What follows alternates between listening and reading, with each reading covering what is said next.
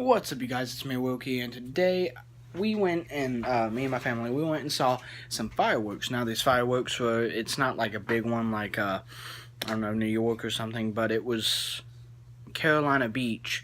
And, you know, it was pretty good.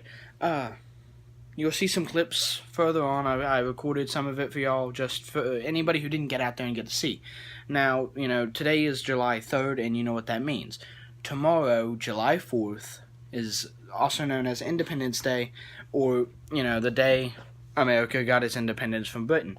Now, this was a big deal. You know, we finally got the balls pretty much to go.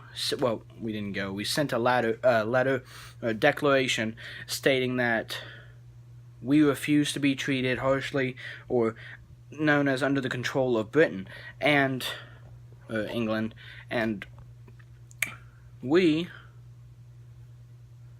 became America. And I believe personally America is one of the greatest nations out there, and we have a lot more freedoms and everything than anybody else.